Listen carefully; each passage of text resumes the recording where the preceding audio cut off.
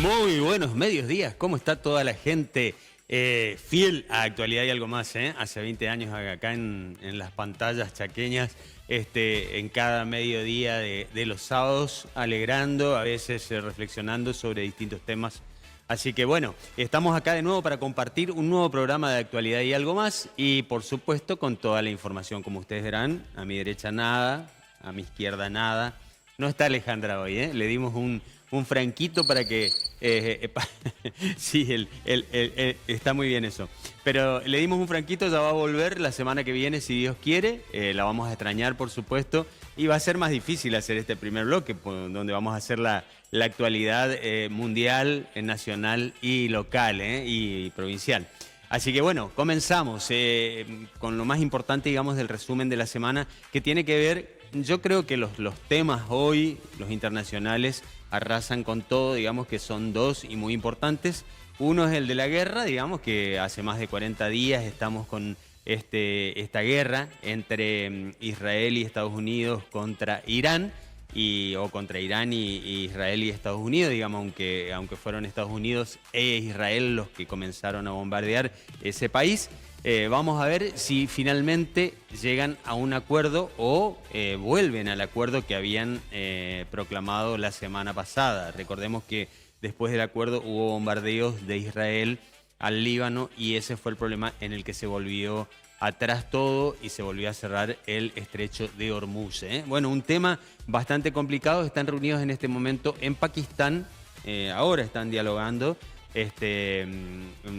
Las más altas cumbres de ambos países. Nunca habrán imaginado en Islamabad, nunca habrán imaginado la gente de Pakistán que podía ser mediador o estar como mediador en este conflicto tan importante. Bueno, recordemos que de esto depende mucho la economía mundial, porque estamos dependiendo del precio del petróleo, que recordemos antes de que comience todo esto estaba en 80 y pico de dólares el barril y hoy está a 90 y pico, llegó a estar a 100 y pico. Vamos a ver qué ocurre, si finalmente se acuerda esto, pero recordemos que las economías básicamente todavía se mueven con este combustible, con gasoil, con nafta, qué sé yo, en base a petróleo, ¿no?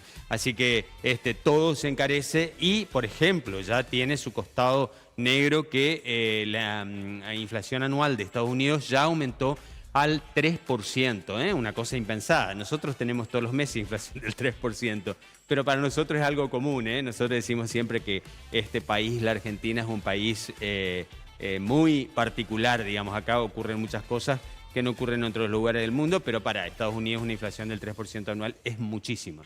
Bueno, esto por un lado, y además también se espera que se va a encarecer la nafta en Europa y que esto va a encarecer los productos, así que traería aparejada también una inflación. El otro gran tema internacional es el tema de la misión a la Luna. 10 días estuvieron deambulando por el espacio 4 personas, digamos, que viajaron en el Artemis, en la misión Artemis 2. ¿Qué hizo esta misión? Orbitó la Luna en 2 ocasiones y fundamentalmente pasó por el costado oscuro de la Luna. Cuatro personas que es la primera vez que una nave, digamos, espacial de este tamaño va tripulada.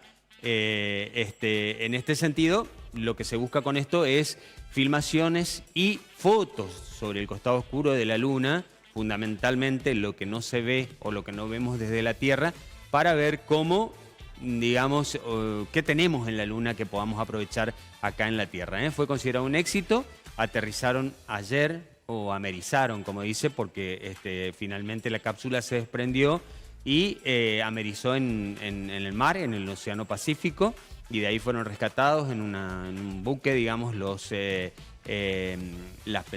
4 personas que tripulaban la nave y que en realidad tuvieron que pasar por un periodo bastante difícil respecto de la readaptación, porque recordemos que iban a 2.700 grados Celsius de temperatura en un momento determinado cuando la cápsula se desprende de la nave principal para amerizar en la Tierra, ¿no? En el mar, en el Océano Pacífico. Bueno, estos son los dos temas más importantes. La verdad es que hasta suena en contradictorio, mientras en un lugar, digamos, estamos viendo los avances para llegar a la Luna y qué es lo que nos depara eso, digamos, de nuevo, de novedoso.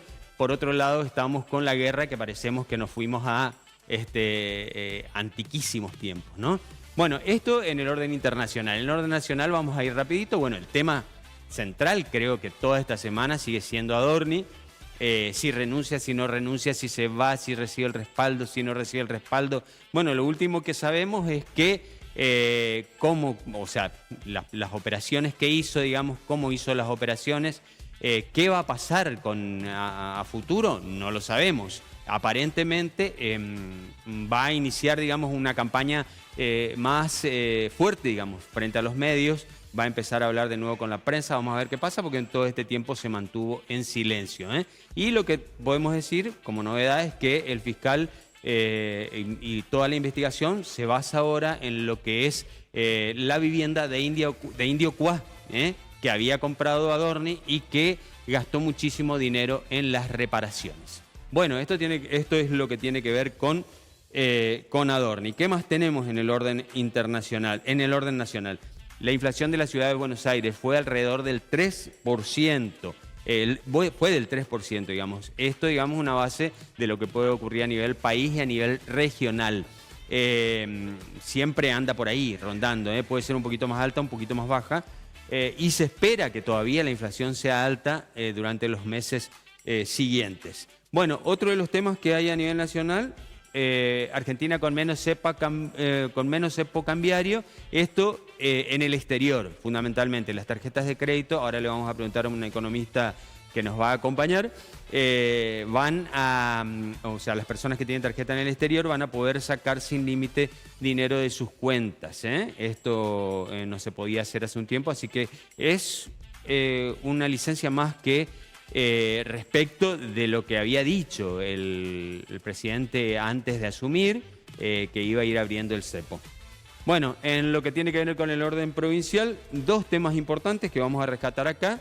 Uno es que se inauguró en Saspeña un nuevo consultorio oftalmológico en el Hospital 4 de Junio, y la otra noticia es que se inauguró también una comisaría, la comisaría sexta a Nuevo. Y en estos dos aspectos decir que en ambos sentidos, el gobernador destacó todos los cambios que se están haciendo en materia de salud para dar más beneficios y mejorar la calidad de vida de la gente. Y respecto de la seguridad, también todos los cambios que se han hecho para mejorar, digamos, lo que se está haciendo con las personas que están internas en cada una de las comisarías y todo lo que se hace en materia de seguridad. El otro tema es que Esdero inicia una nueva etapa, esta nueva etapa de gestión con cambios en su gabinete. Y el viernes, asumió Carolina Meiriño en la Secretaría de Coordinación de Gabinete. Como secretario general de Gobierno, el doctor Julio Ferro, y Karim Peche como ministro de Gobierno, Justicia, Trabajo y Derechos Humanos. Los allegados al gobernador, porque el gobernador no habló en la oportunidad, pero sí les tomó juramentos. Fundamentalmente Carolina Meiriño dijo que estos cambios tienen que ver con el objetivo de adelantar objetivos que son prioritarios para el gobierno y que tienen que ver con temas fundamentales para la provincia del Chaco, como lo que decíamos, salud, fundamentalmente, seguridad, asistencia. Bueno, ese es otro de los temas que también ocurrió esta semana con el impenetrable. Pero bueno, vamos a ir, lo de la asistencia, digo, ¿no? Vamos a ir con nuestro primer invitado, con nuestro único invitado, va a estar acompañándonos durante todo el programa de hoy. Se trata de un economista, lo decíamos al principio.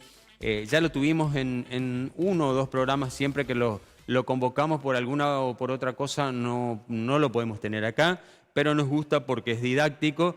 Vamos a hablar con Marcelo Lescano, que es CEO de la consultora Catalaxia y que tiene, bueno, en su haber un montón de títulos, aparte de ser licenciado en Economía y de haber hecho cursos y maestrías muy importantes a nivel nacional e internacional. Bienvenido, Marcelo, ¿cómo estás?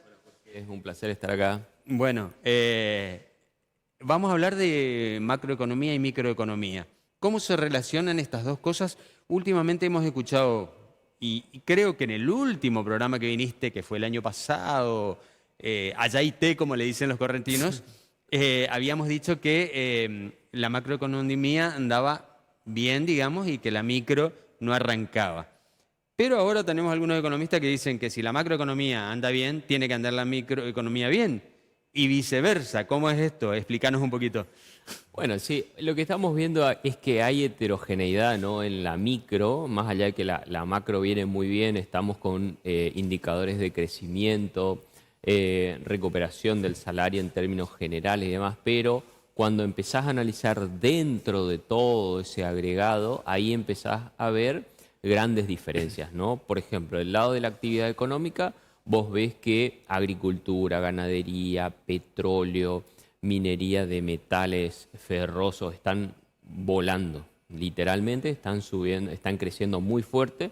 Y por otro lado tenés sectores que están muy castigados como, o que no recuperaron en su terreno, digamos, como por ejemplo la industria, la construcción, el comercio, y son cosas que por lo general nosotros... Lo que no, se ve más. claro, nos topamos más porque, por ejemplo, el empleo, la industria son grandes dinamizadores de empleo, ¿no? Entonces, la gente está dentro de esos segmentos y por eso palpa otra realidad que por ahí te está contando un índice que es muy general, ¿no?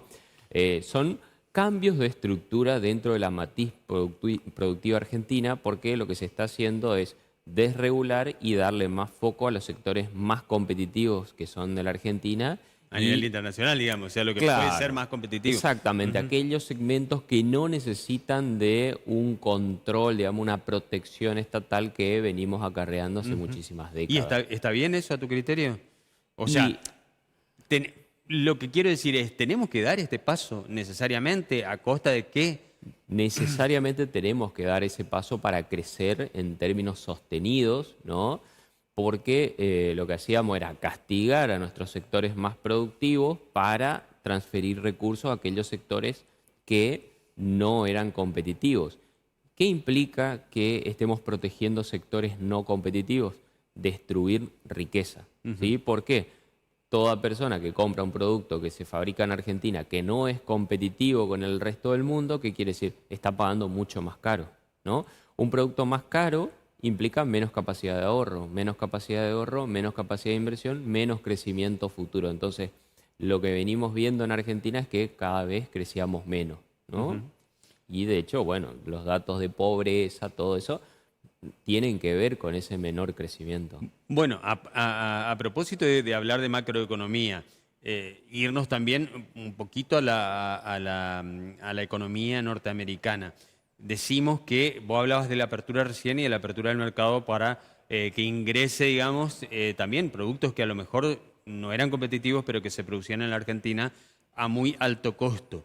En Estados Unidos, por ejemplo, Trump le puso freno, es decir, hizo como un mixto, digamos, de lo que sería el proteccionismo y la libertad pura para importar. ¿Qué opinás sobre esto? Porque acá, por ejemplo, no ocurre. Claro, bueno, lo que hizo Trump fue una medida arancelaria fuertísima, ¿no? Claro. Estados Unidos tiene un déficit muy fuerte y una deuda pública que va creciendo, ¿no? Y fíjate que Trump contrató a Elon Musk para que desregule y vaya bajando el gasto, pero Claro. bueno, terminó renunciando Elon Sí, Musk. sí. Entonces, ¿qué pasó? Trump no estaba dispuesto a bajar el gasto público ni a desregular, entonces lo que hizo fue subir impuestos. Subió un 50%, obviamente la Corte Suprema de Justicia tumbó esa medida de Trump y llegó un 15%. Pero, ¿qué pasa? Vos en Estados Unidos, vos te pedías algo de Europa y quizás te llega en 2 o 3 días, pasa por la aduana en un día. Cualquier persona que nos ve y que tiene que hacer un trámite en la aduana argentina sabe que puede demorar Muchísimo muchísimos tiempo. días, ¿no?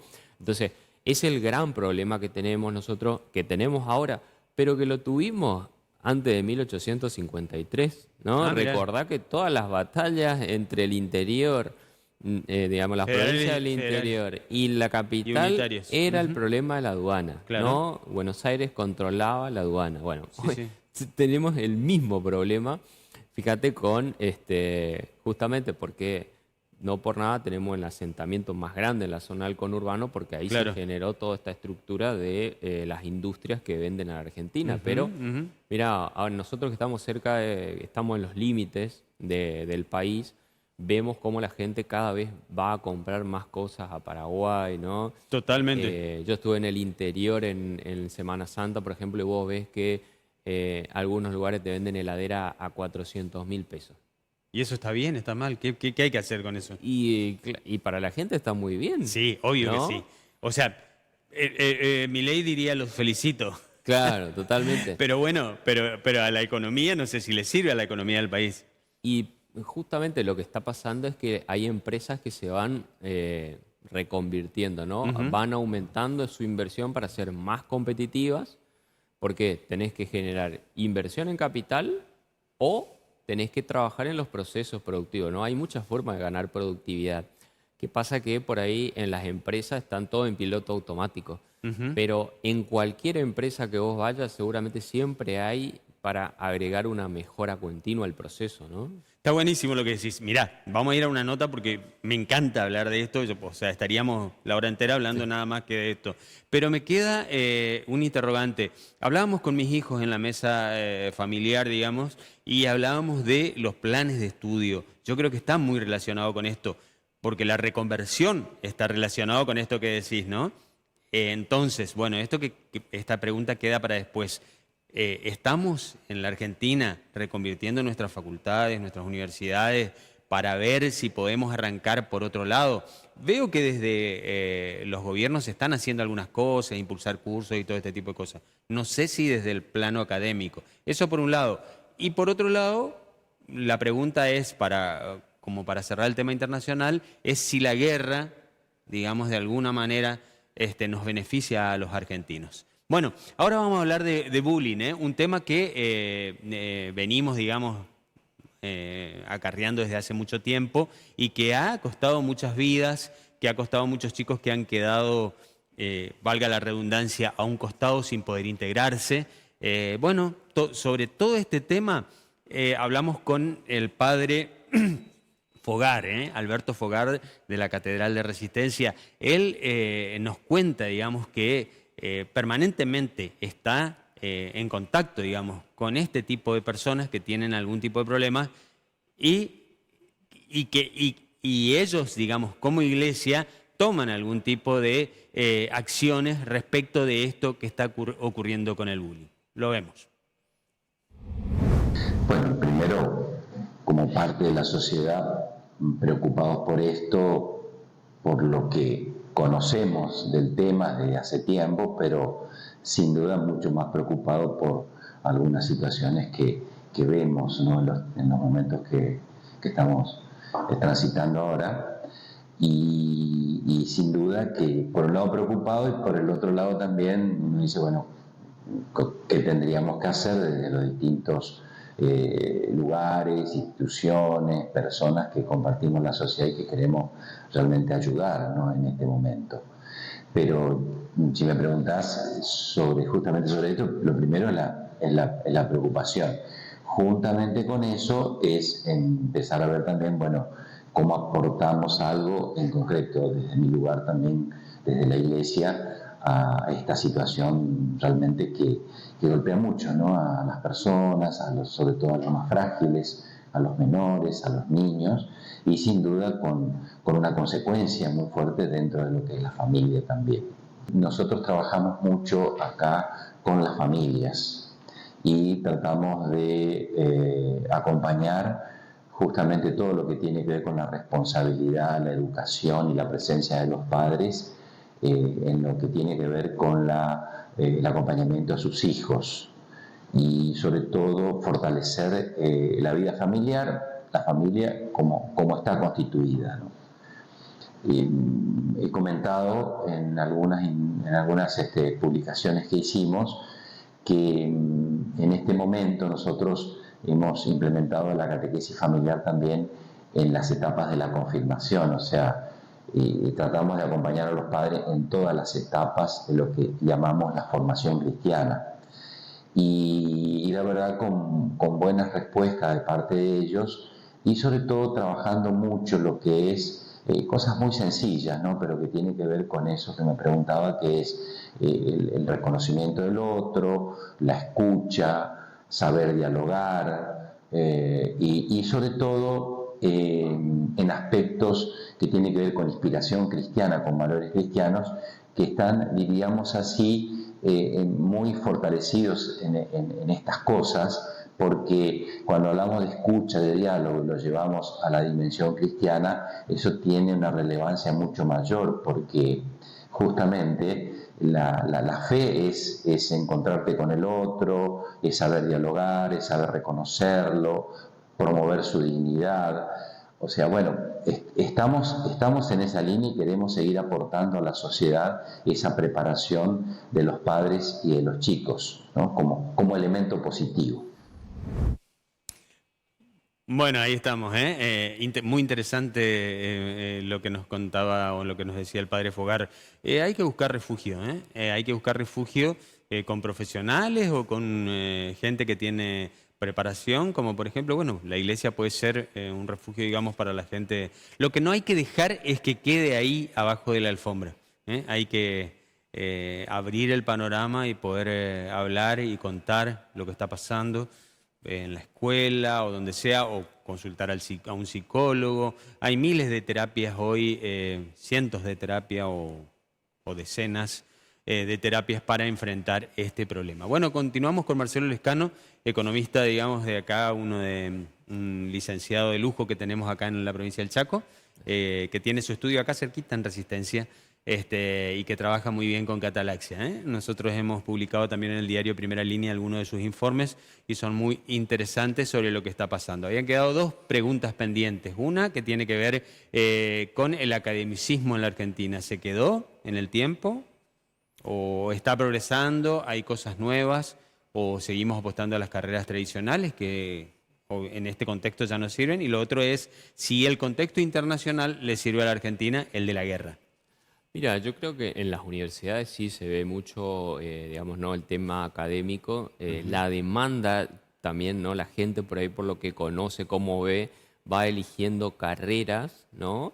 Lo que tienen que tener en cuenta las personas que están pensando en hacer una carrera es que es un proceso de inversión, ¿no? Claro. O sea, vos tenés que fijarte cuánto tiempo vas a invertirlo en estudio, cuántos recursos te demanda, y qué es lo que vas a obtener. O sea, si el mercado está demandando eso, ¿cuánto te están pagando para ejercer esa actividad? Porque mucha gente por ahí entra por una cuestión vocacional, Claro. pero hay una disociación con lo que le están pagando. Entonces después vienen los problemas, ¿no? Estoy cobrando muy poco, yo estudié 4 o 5 años y al final gano poco. Hay que hacer ese análisis, un proceso de inversión.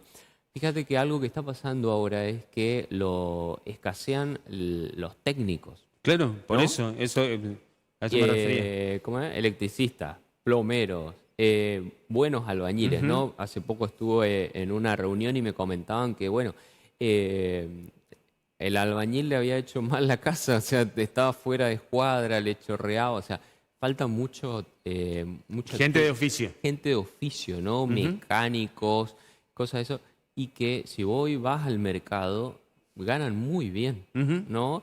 Y sin embargo hay otras personas que por ahí entran en carreras muy largas, pero que terminan ganando muy poco, Vos ¿no? sabés que me hiciste acordar a mi viejo, mira, hace 30 y pico de años, cuando yo terminé la secundaria, yo le dije, voy a estudiar periodismo, y me dijo, vos estás loco, ¿de qué va a vivir? Anda a estudiar un oficio, anda a estudiar mecánica, me dijo. Quería que estudie alguna mecánica relacionada con el automovilismo, digamos, Claro, algo de exactamente. eso, ¿no? Lo que le pasa Pero general- hoy se necesita Hoy muchísimo. se necesita mucho de eso. Lo que pasa por ahí es que una cuestión, un tema es el conocimiento técnico, ¿no? Por ejemplo, que vos tocaste la mecánica, Sí, sí, sí. pero también hay que complementarlo con administración, con marketing, ¿no? Con buena gestión de los ingresos, porque hay que hacer buenas previsiones. O sea, no alcanza solamente con saber hacer algo, sino que tenés que ayornarte en otros Por conocimientos supuesto. también.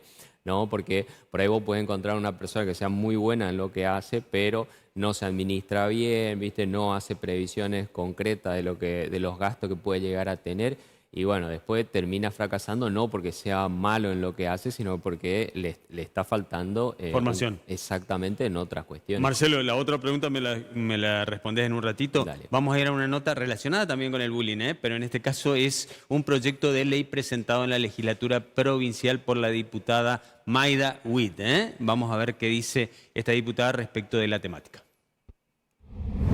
Es un proyecto que ya se presentó, que tuvo estado parlamentario en la última sesión, y este proyecto en particular aborda la situación que se da una vez que la situación, valga la redundancia, sucede en el establecimiento educativo, que existen protocolos que tiene que activar el colegio, existen acuerdos de convivencia, se tiene que citar a los padres.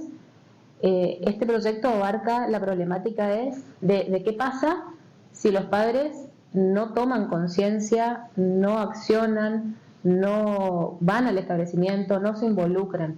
Este proyecto establece un régimen de corresponsabilidad parental. ¿Qué quiere decir esto? No quiere decir que si tu hijo hace bullying te va a llegar una multa a tu casa, no es eso. Hay un sistema progresivo de sanciones que se le puede dar a los padres o tutores que no prestan atención a estas problemáticas, que no se involucran ante una situación de bullying de sus hijos. Si el hijo reincide y continúa con el bullying hacia sus compañeros o quien sea, este sistema lo que viene a hacer es, primero, una advertencia formal, segundo, puede ser la obligatoriedad de acudir a algún curso de capacitación, puede ser la imposición de trabajo comunitario y en última instancia es la multa. Y decirte que esta multa no tiene un mínimo o un máximo porque la idea es que sea acorde a la realidad socioeconómica de cada familia. Y que si se recaudara algo con este sistema, eso vaya a un fondo que sea específico para tratar esta problemática de bullying. Bueno, me parece que es muy importante que tomemos conciencia que no podemos dejar en la escuela solamente la responsabilidad de educar a nuestros niños. Es algo que también tenemos que trabajarlo fuertemente en casa. Muchas veces escuchamos a los adultos decir es una cosa de chicos, se tienen que arreglar entre ellos, y la verdad es que nada dista más de la realidad que eso. Es una situación que tenemos que comprometernos todos, desde todos los lugares, desde el Estado en este caso, desde la legislatura. Me parece que es importante tomar conciencia y avanzar en este sentido para que sea una... Lo que pasa es que hay muchas cuestiones que uno cuando ve las consecuencias se lamenta porque son evitables.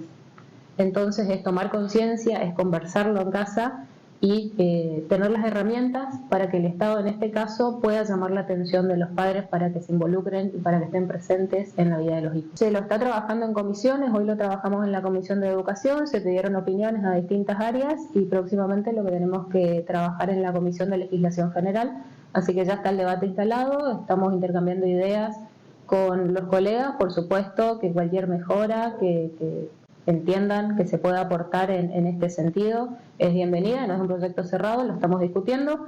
Esta temática ya es ley en Mendoza desde el año pasado y en el día de ayer se sancionó en la provincia de Salta, con la salvedad de que en la provincia de Salta está estipulado como una contravención y hasta puede disponer el arresto.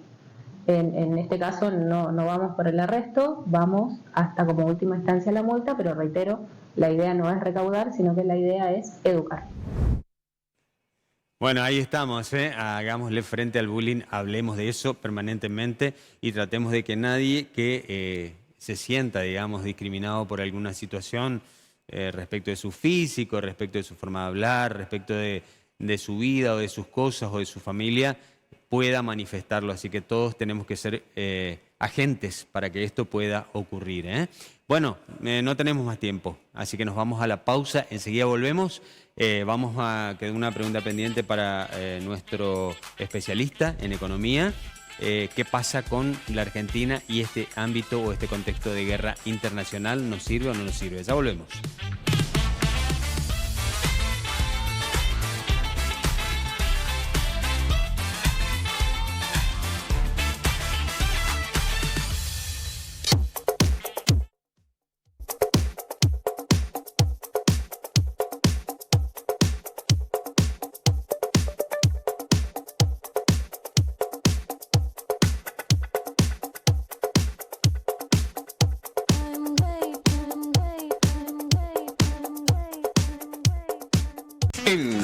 Aguilar. su ferretero amigo. La más completa variedad en herramientas para la industria, el campo y el comercio. Eldo Aguilar, Avenida Alvear en 902.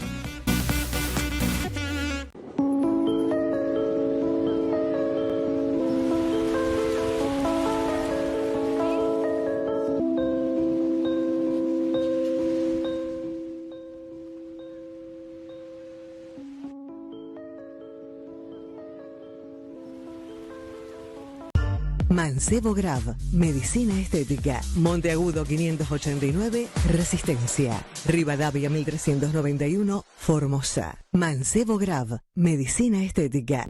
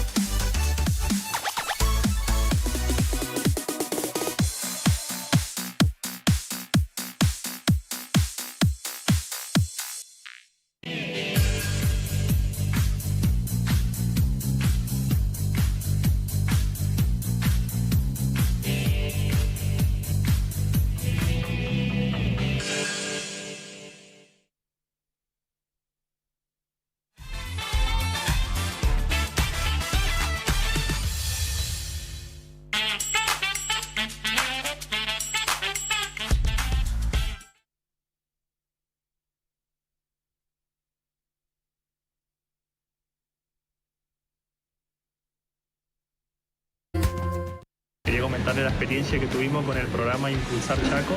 Hoy en día hemos incorporado en una primera etapa 5 trabajadores del programa, que lo bueno a destacar es que ya vienen con capacitación y con formación del programa, que eso nos sirve muchísimo a nosotros, además de la experiencia. Así que comentarle a nuestros colegas empresarios de que se animen, de que es algo útil para todos nosotros, y también a las personas, a los chicos, a los trabajadores que van a hacer su primera experiencia en el trabajo, de anotarse en este programa, porque en esta etapa de crecimiento van a tener más posibilidades de poder conseguir algo en el medio.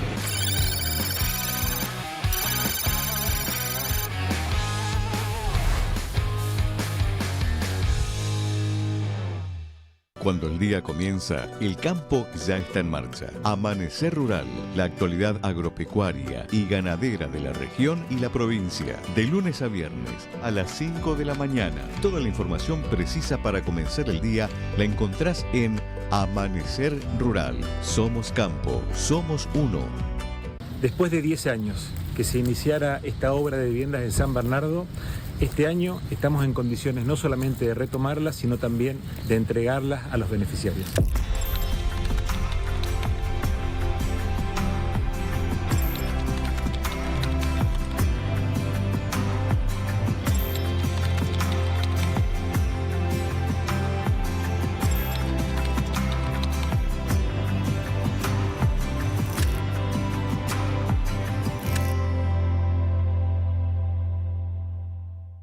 De lunes a viernes a las 9 compartimos con vos lo más destacado del día junto a Julio Wackman.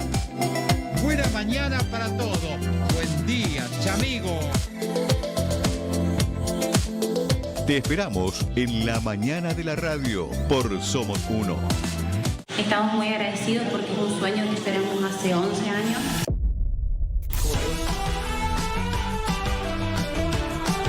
La verdad que es un sueño cumplido. ¿Llave? Bueno, llave. Mudarse ahora. Nuestros hijos bendecidos también de que tienen esta posibilidad, y nada, gracias al gobernador, es un sueño cumplido. Muy agradecido, digamos, porque la verdad que tener un techo, un hogar es muy bueno, digamos, para mí y para mi hija en este momento, digamos.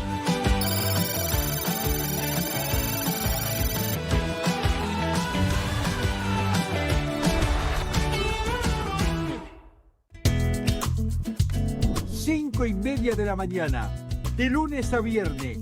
Amanecé con nosotros, amanecé en Somos Uno y la radio. Todos juntos a las 5:30 de la mañana. Te espero, ¿eh?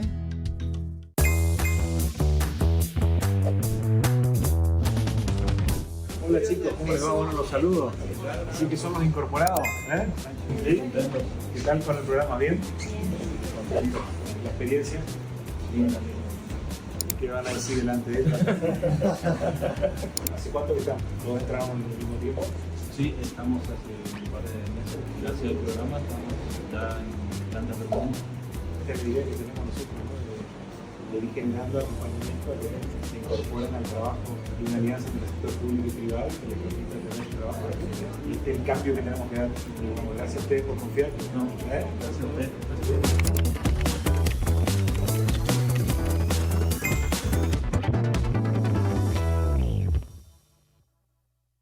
Durante la semana no te pierdas Jugada Maestra, el programa que lleva el análisis más completo del deporte. Bienvenidos al deporte en Jugada Maestra. Traen lo mejor del fútbol, básquet, automovilismo y mucho más. De lunes a viernes a las 18 horas. Jugada Maestra por Somos Uno.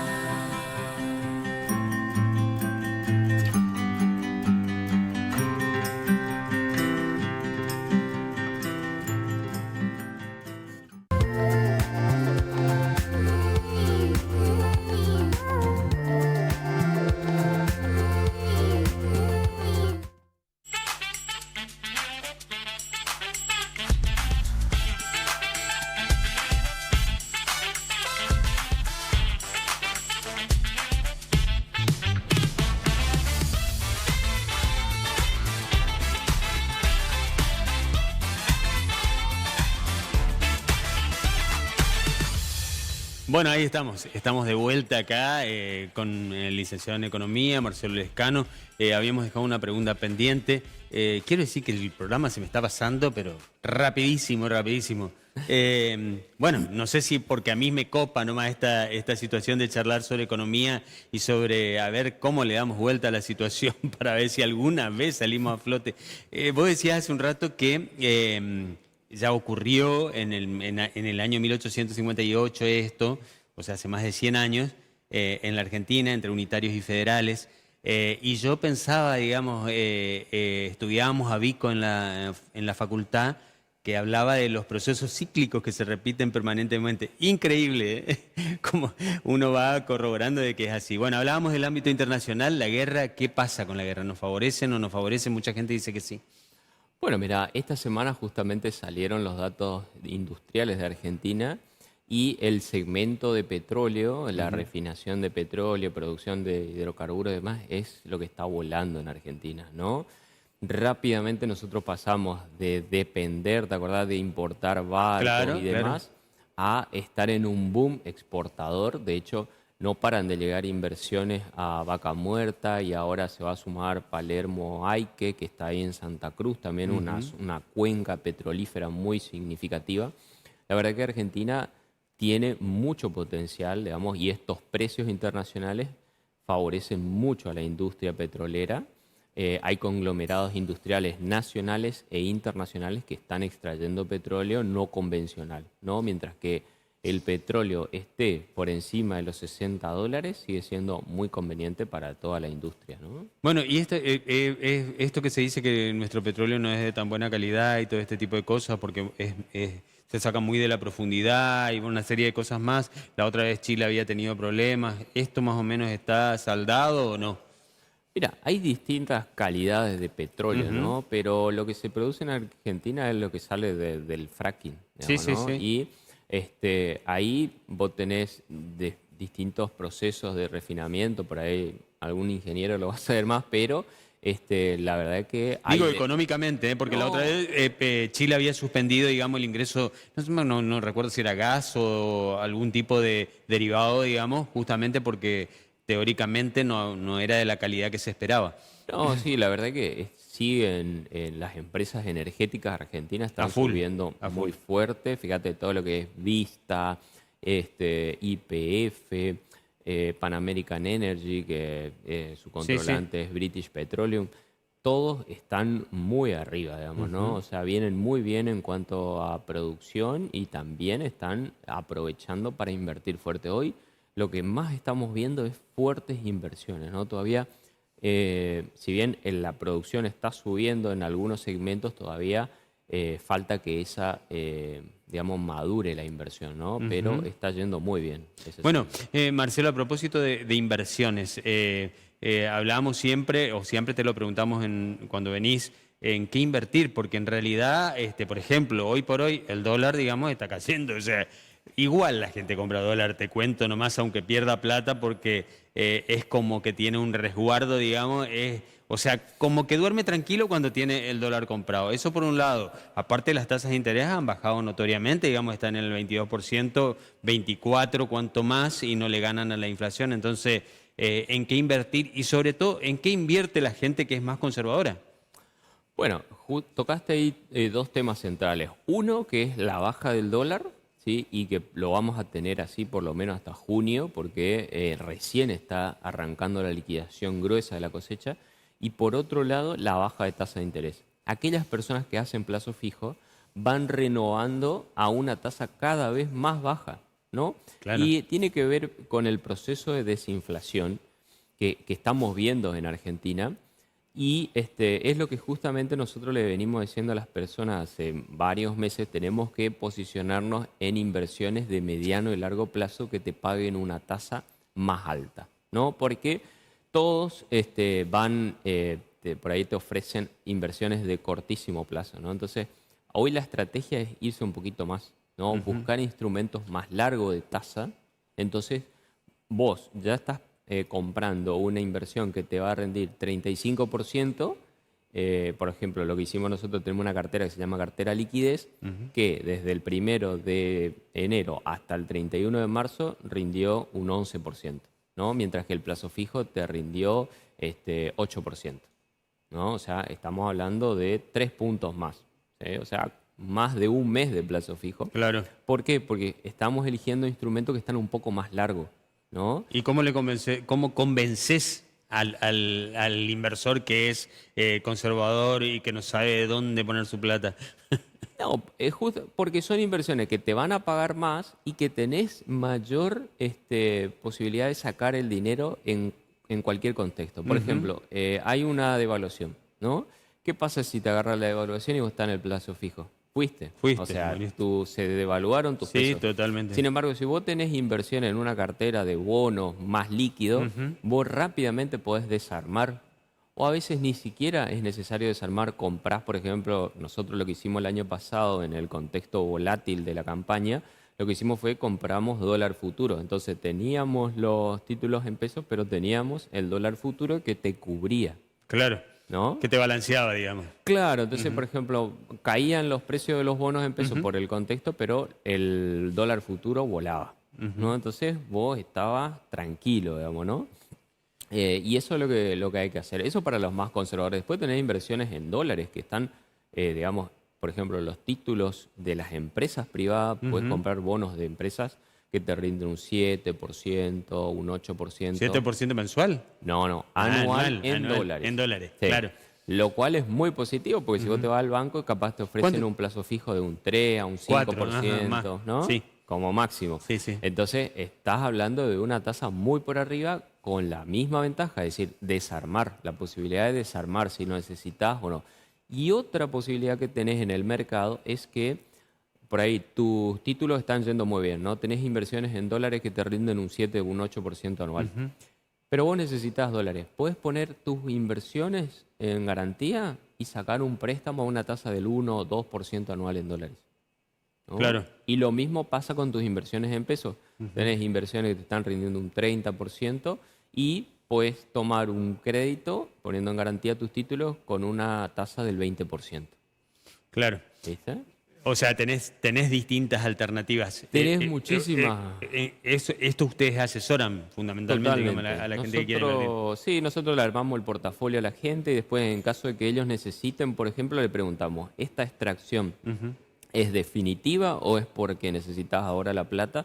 Entonces, y si te dicen, no, el mes que viene voy a reponer porque ahora necesito, bueno, por ahí se le toma un préstamo de estos que son a tasa muy baja y se le envía, ¿no? Eso también se dice permanentemente, dice que no hay que, digamos, que no hay que utilizar hoy por hoy el efectivo o lo que tenés de liquidez, sino que sacar créditos para hacer determinados negocios. ¿Es así? ¿O lo dejamos para luego de la nota? Dale. Bueno, esto tiene que ver con el síndrome de Gold. El año pasado tuvimos acá a Carla, que es la mamá de Benja. Se hizo una ley en la provincia del Chaco, hace 3 años, se aprobó acá en la provincia del Chaco, hace 2 en Corrientes. Se hace una movida muy importante y queremos compartir esta nota porque digamos que estamos apoyando la campaña de Carla, que solita se lleva adelante todo lo que significa este niño que tiene una enfermedad rara. Síndrome de Gold es una patología rara, como muchas otras, que en este caso él es el único con el diagnóstico y el registro en el país desde que nació. Nosotros tuvimos la suerte de luchar por un diagnóstico y fue bastante pronto, a comparación de otros diagnósticos que suelen tardar mucho más.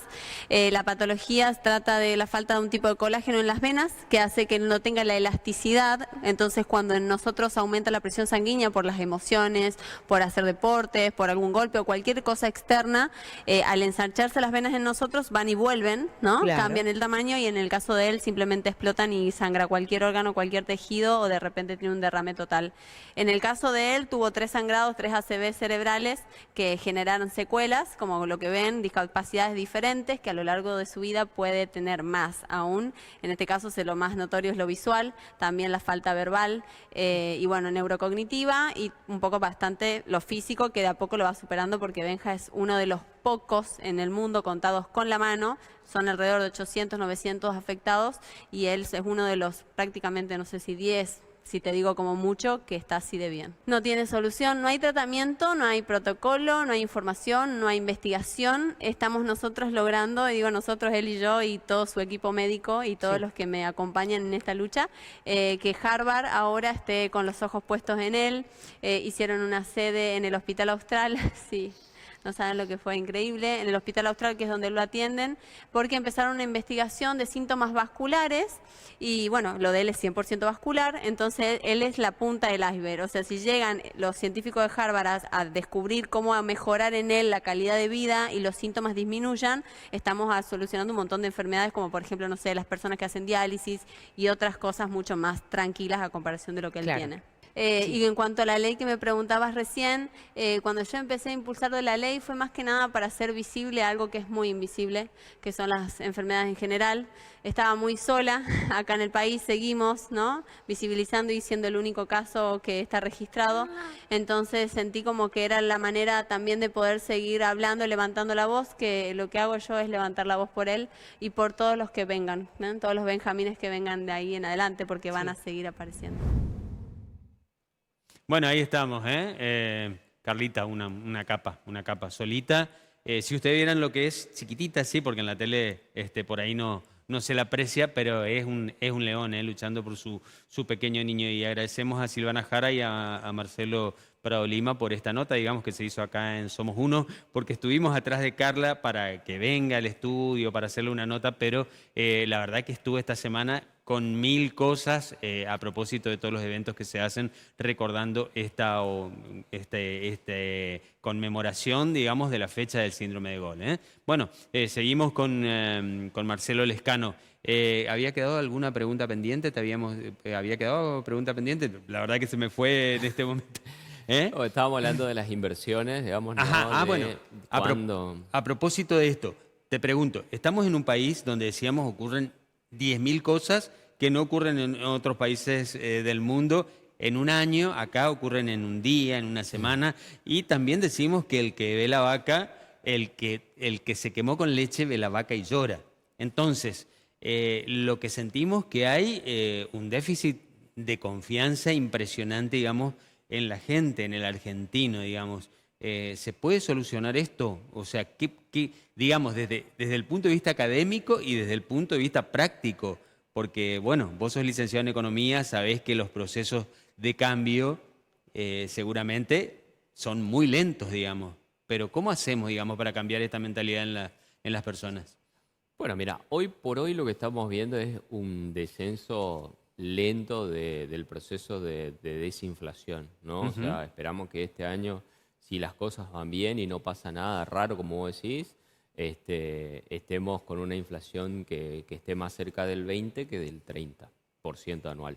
Entonces, eso es un proceso porque la inflación es un impuesto que va para todos, ¿no? Y que no te permite planificar, ¿no? Por ejemplo, decir, voy a tomar un préstamo, ni siquiera le permite planificar al banco a la hora de prestarte, ¿no? Entonces, el proceso de inflación o de este proceso de desinflación que estamos viendo es clave para generar confianza, ¿no? Para que la gente pueda pensar en el largo plazo, en hacer inversiones, en hacer sus cálculos para decir, mira, puedo pagar esta tasa, puedo comprar esto, me va a rendir mejor.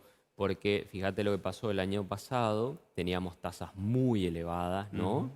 Por el miedo que había en el contexto electoral. Y hay muchas personas que tomaron un crédito a tasas muy elevadas y hoy la están padeciendo, ¿no?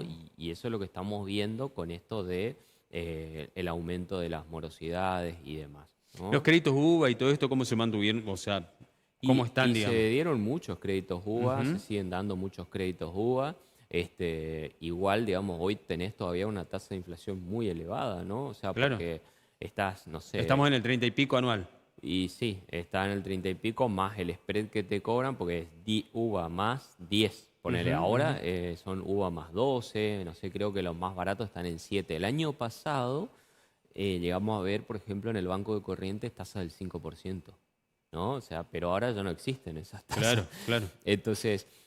sí hay que hacer previsiones, hay que ser muy conservadores a la hora de tomar decisiones, ¿no? De este tipo de situaciones. Y algo que vos mencionabas, que es muy importante, ¿no? Me voy a endeudar a esta tasa.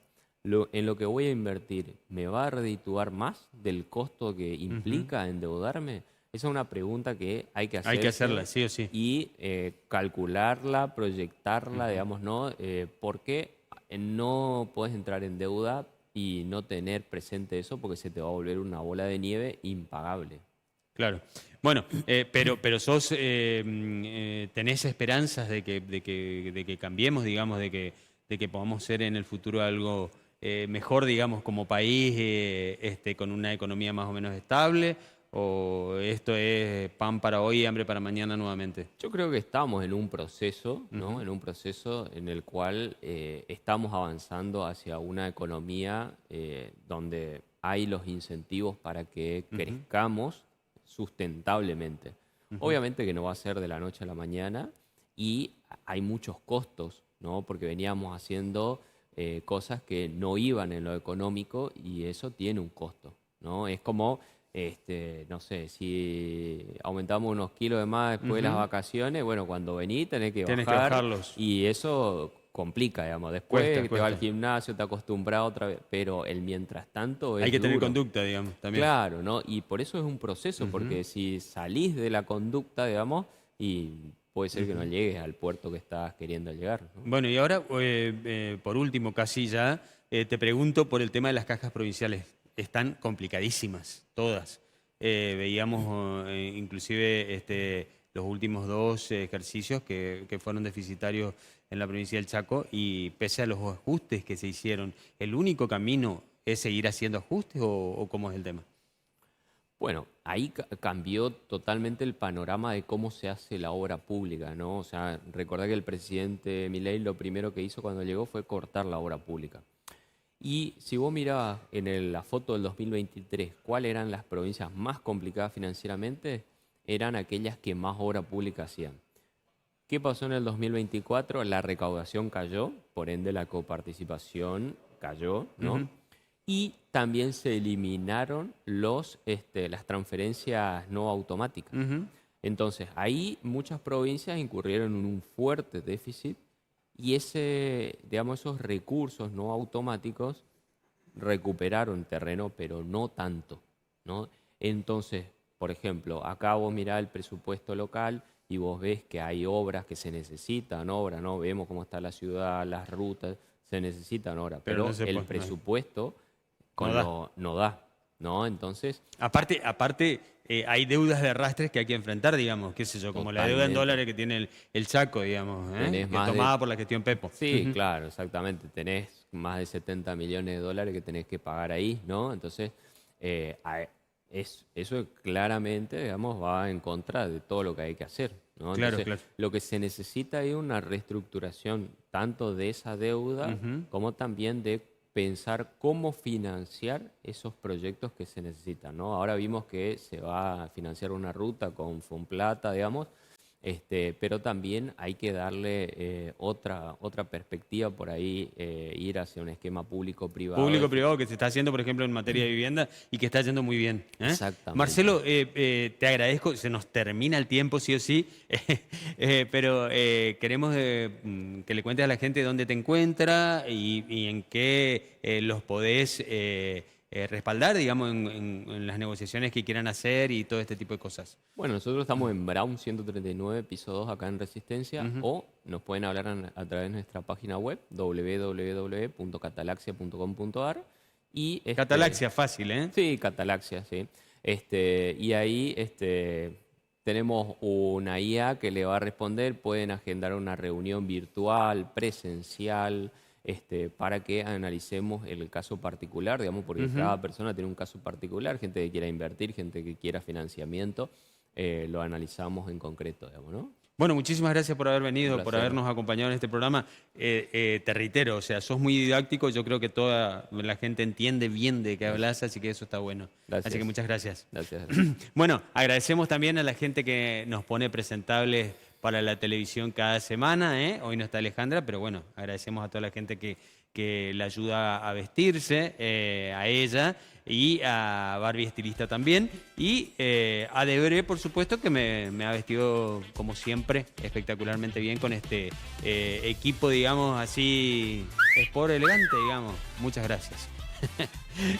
Así que Debre está en el 61 de nuestra capital y en el local 72 del Shopping Sarmiento. Gracias, Debre, y gracias también a Facu, que es quien me corta el pelo, me arregla la barba, espectacular. Él está en la avenida Ábalos 487 y acá aparece su teléfono para que le pidan un turno, que es uno de nuestros mejores coafer estilistas de pelo y de barba también, ¿eh? Así que muchas gracias a todos. Agradecemos a toda la gente que hace posible todas las semanas la salida de Actualidad y Algo Más al aire, toda la gente que está en estudio, a nuestro Dire, Darío, que esta semana está cumpliendo años. Vamos a ver si vamos al festejo o si hacemos algún festejo juntos, ahí por el jueves que viene.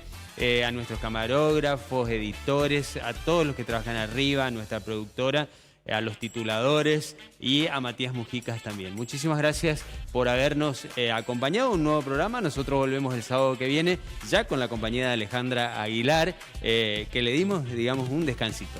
Hasta entonces.